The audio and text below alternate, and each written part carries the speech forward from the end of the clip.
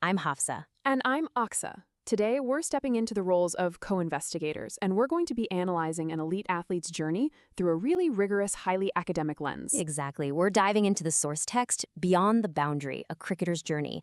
But we're totally elevating the discourse for you today. We're going to be throwing some highly targeted questions at our guest, a professional cricketer, who will break down their lived, on-the-field experiences using formal academic terminology. It's all about structured, efficient learning. So let's jump right into this. You know, to truly grasp the absolute crucible of professional sports, we have to start right at the climax of psychological and physical endurance. Think about this. The acute physiological challenge of confronting peak velocity apex fast bowler Shoaib Akhtar.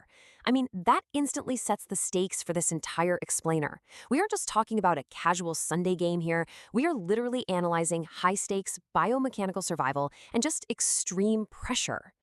Moving right along to Section 1, Genesis of a Cricketing Passion. Let's look at where it all began. Right, because to really understand this origin story, we have to pinpoint the exact catalyst.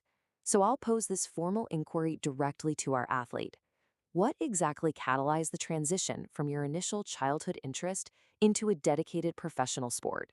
Cricketer, it is a profound pleasure to address this.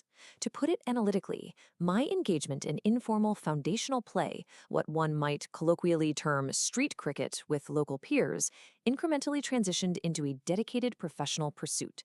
The sheer exhilaration of the sport provided a continuous physiological and psychological feedback loop that essentially necessitated a formal career trajectory. I just love that. What's really fascinating here is how a simple, everyday childhood pastime is reframed as informal foundational play. It just goes to show us that even the most elite, highly disciplined careers out there almost always start with unstructured, joyful engagement right in the neighborhood. You absolutely have to have that raw passion first, long before the rigid discipline takes over.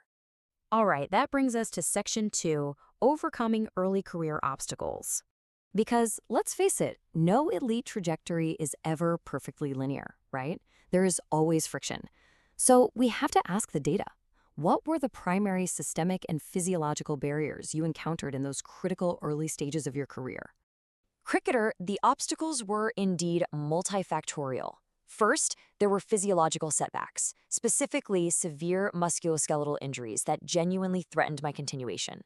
Second, I faced formidable institutional barriers in the form of highly rigorous competitive selection paradigms. And finally, there was the complex cognitive challenge of academic athletic synchronization, managing early morning practice protocols alongside my mandatory scholastic requirements. Wow, and this brilliantly illustrates the complete triad of pressure placed on young performers. It isn't just the physical toll of severe injuries, it's the institutional gatekeeping you constantly have to navigate, plus the massive cognitive load of balancing two full-time, wildly demanding schedules. Honestly, it's a miracle anyone makes it through that gauntlet. Okay, Section 3. The architecture of discipline.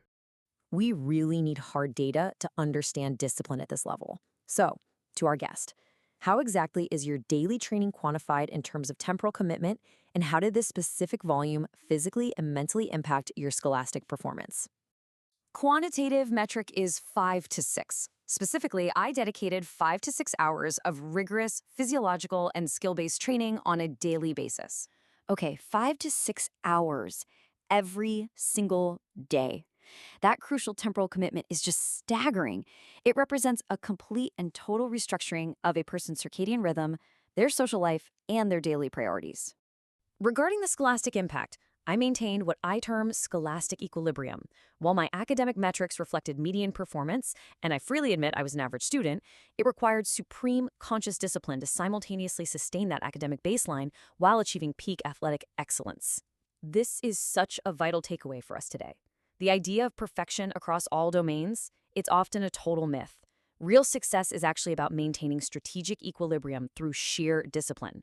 Being an average student in this context wasn't a failure at all.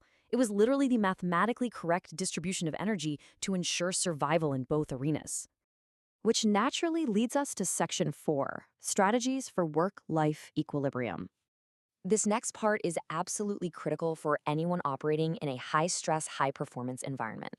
We pose the question to our athlete, by what specific mechanisms do you achieve equilibrium amidst such a relentlessly high-demand professional schedule?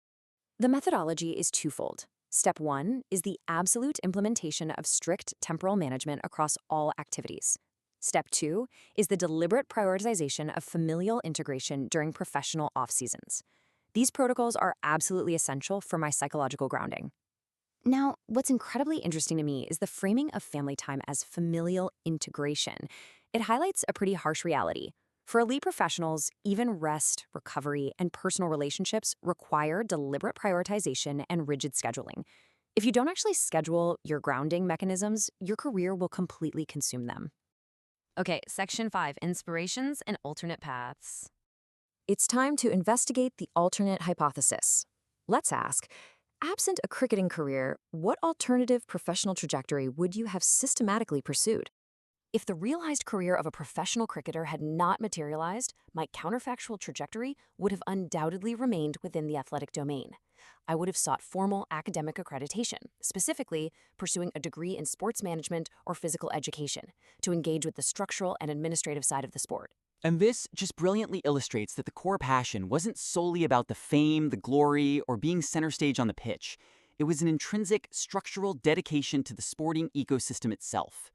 If they couldn't be the product on the field, they fully intended to manage the system behind it.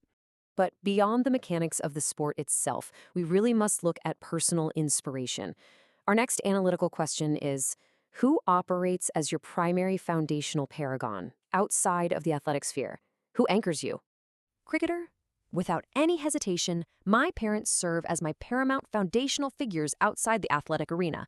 Their unwavering support provided the absolute psychological safety net necessary for me to assume the massive risks inherent in a sporting career. Hafsa? The absolutely crucial point here is that even the most fiercely self-disciplined, high-performing individuals out there rely heavily on a foundational support system. True heroes aren't always the ones performing under the stadium lights. Very often, they're the vital infrastructure enabling the athlete to even step onto the field in the first place. Moving to Section 6, Confronting Peak Athletic Intimidation. We want to literally quantify fear in the athletic arena. To our guest, over the entirety of your career, which opponent provided the most formidable psychological and physiological intimidation factor? Cricketer, we define the ultimate intimidation factor as the acute psychological and physical challenge of confronting apex fast bowler Shoaib Akhtar at peak velocity. Experiencing a hard projectile traveling at those unprecedented speeds directly towards your person represents the absolute pinnacle of physiological challenge. Okay, that is a highly elevated, wonderfully academic way of saying he was utterly terrifying. But it perfectly encapsulates how elite athletes must intellectualize danger.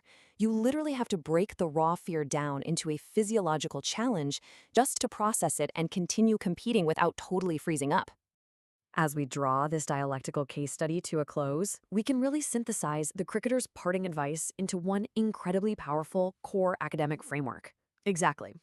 The cricketer left us with the simple, everyday concept of working smart, but we can elevate and frame this as the strategic optimization of effort. It is the conscious, calculated application of discipline to not just expend energy blindly, but to direct it with maximal efficiency across both your professional and personal life. From managing a strict temporal schedule to navigating immense structural barriers and just terrifying external pressures, this explainer proves that true success is highly calculated and profoundly disciplined. So we want to leave you with this final provocative inquiry to apply directly to your own life today. Looking at the rigorous framework we've built, how will you strategically optimize your own efforts to work smart? What exactly is your 5 to 6 hour commitment, and how are you going to balance it? Thank you so much for joining us for this